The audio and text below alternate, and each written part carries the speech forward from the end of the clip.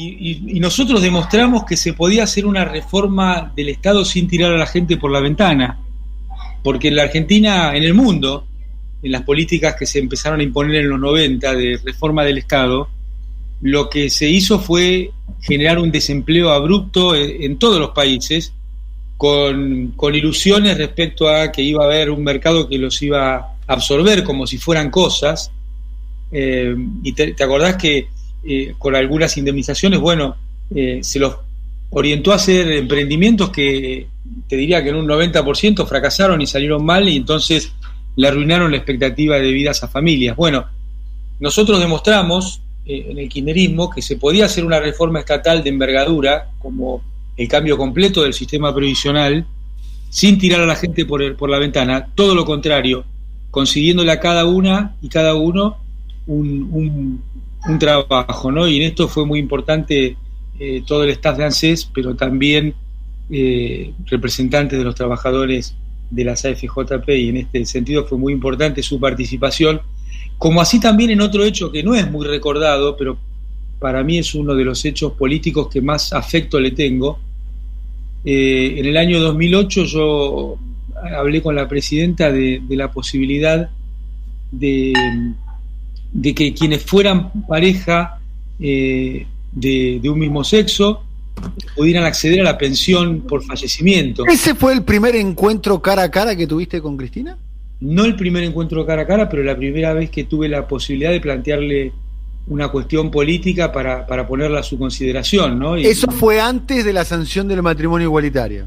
Sí, esto fue en 2008, fue antes de la ley de movilidad, te diría. Claro, exactamente. Muchos dicen que el otorgamiento de ese derecho a las parejas, a los cónyuges de hecho, de personas, de los gays en el ANSES es la precuela del matrimonio igualitario, ¿no? Bueno, sin duda fue un hecho de reconocimiento de derechos muy potente, porque lo que hablábamos en ese momento con Cristina, ¿no? El hecho económico y el hecho de ciudadanía era el mismo. ¿Qué importaba cuál era tu elección sexual? Lo que importaba es que eran aportantes al sistema y que habían decidido convivir. Entonces, me parece que, Cristina rápidamente tomó la decisión cuando lo estuvimos charlando y lo implementamos desde el ANSES en agosto del 2008. Yo firmé la resolución. Ya en el 2005, 2006 se había dado un paso muy importante, que era el reconocimiento de la pensión para uniones de hecho heterosexuales, ¿cierto? Porque hasta ese momento ni siquiera ese derecho era reconocido, tenías que estar casado, formalmente. Y ahí en el 2005-2006 habíamos elaborado un protocolo para cómo se demostraba esto, ¿no? Con 2 años de convivencia, y lo que hicimos fue aplicar el mismo protocolo a las parejas de igual sexo a partir de agosto del 2018. Y cuando le llevaste esa idea a Cristina, ¿qué te dijo? Le pregunté qué opinaba, le conté el problema que teníamos, que en ANSES lo conocíamos muy bien porque había un reclamo que tenía, te diría que como 10 años, y ella rápidamente, conociendo el caso, dijo: no, claro, es absurdo no avanzar en esto, y en esa misma charla ella tomó la decisión, y yo lo pude implementar en muy poquito, en menos de un mes, te diría, y al mes siguiente ya estaba al pago esa pensión que estaba pendiente hace tantos años, ¿no? Así que para mí te imaginás que es una cuestión muy trascendente, porque desde ANSES pudimos reconocer derechos. Yo siempre digo que el gobierno de Cristina no otorgó derechos, los reconoció, estaba en una instancia superior, no lo tomaba como algo propio, sino como algo de toda la sociedad.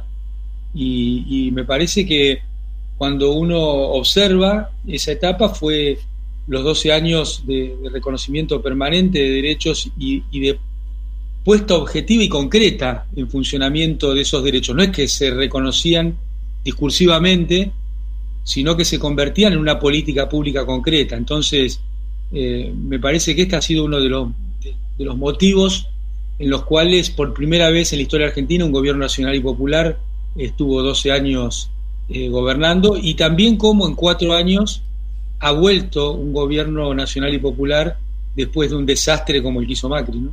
Y hoy es un día también donde se está avanzando en derechos sobre una minoría, porque el presidente de la Nación se acaba de comunicar en el boletín oficial, decretó el cupo trans, el 1% de los trabajadoras del Poder Ejecutivo podrá ser ocupado por miembros de la comunidad trans en la Argentina. Es un avance notable, digamos.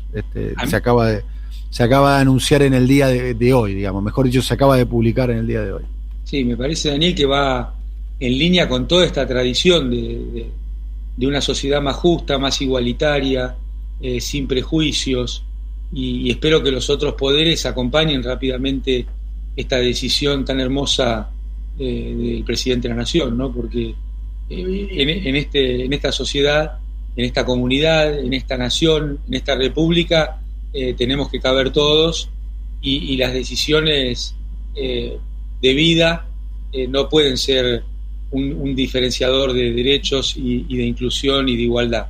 Me parece que esto va en el camino del amor y la igualdad.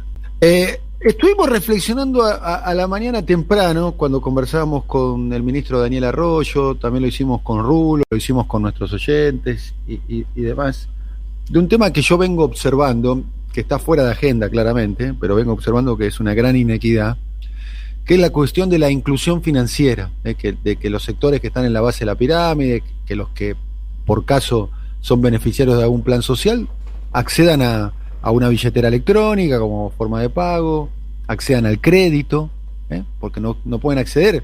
Quizás el gobierno promociona una hora 12, una hora 18, como para reactivar el consumo, para, no sé, bienes durables como una heladera, una moto, un lavarropa, para que mejore la calidad de vida de esa persona y de esa familia, y resulta que no tienen una tarjeta de crédito, no pueden entrar, no pueden sacar, o sea, y si tienen que sacar un crédito para comprarse una zapatilla, van al local de deporte de su barrio, en una estación de tren del conurbano, y les cobran una tasa absolutamente usuraria. Hay un tema ahí muy profundo que no está del todo abordado. ¿Lo identificás de esa misma manera, Amado? Sí, lo identifico de la misma manera. Se han dado pasos importantes con las tarjetas de débito para muchas políticas públicas de ingresos, pero concuerdo en que hay que avanzar en esto, y te agregaría 2 líneas a lo que vos estás señalando, y esta necesidad de que haya una inclusión financiera.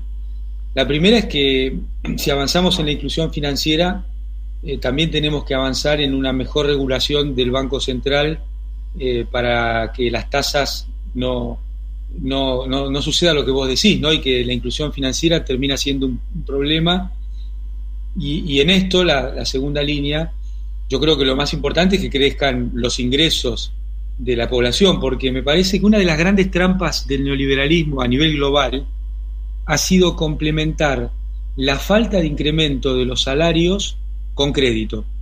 Entonces, la ilusión de grandes sectores de la población, sobre todo de clase media, de que accedían a mejores niveles de vida, pero en realidad quedaban vinculados a esa nueva cadena del sistema que es el crédito, ¿no es cierto? Que no es solo un hecho económico, sino que es un hecho, te diría, de violencia también, porque lo que tendrían que crecer son los salarios, lo que tendría que permitir que la canasta de bienes de consumo ampliada del siglo XXI se compre enteramente con el salario, y para algunos bienes durables, bueno, ahí sí tener la posibilidad de acceso al crédito, pero no para bienes de consumo, porque si no le estaría sacando cada vez un pedazo mayor de valor a esa gente que el sistema financiero dice ayudar, pero en realidad le está extrayendo mucho valor, ¿no? Entonces ahí hay una cuestión muy delicada entre crecimiento de la productividad, crecimiento de salarios, y para qué está el sistema financiero por un lado.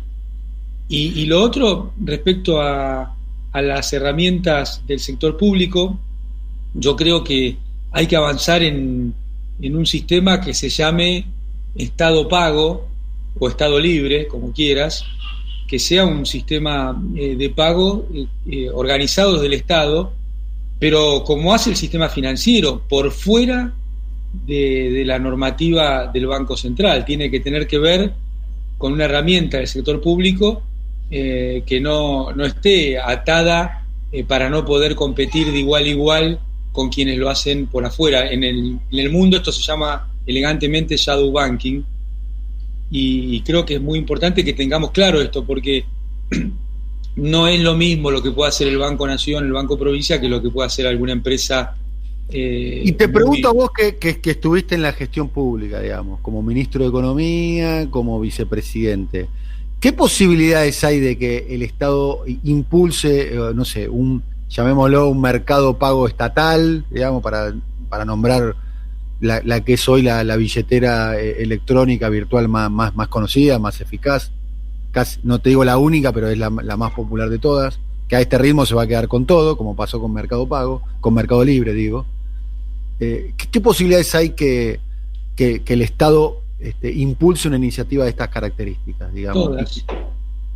Todas, porque, mirá, por ejemplo, los correos en el mundo han tenido que ir buscando, que ante la caída del correo por las nuevas tecnologías, han tenido que ir buscando a qué sector se orientaban, ¿cierto? Entonces, tenés distintos modelos. Estados Unidos decidió mantener el correo a cualquier déficit porque es un instrumento institucional constitutivo de la historia de Estados Unidos. Pero tenés el caso francés, donde se orientó más al sector financiero. Tenés el caso alemán, donde se orientó más a logística. Es decir, es una institución muy importante que se le puede montar alguna nueva actividad.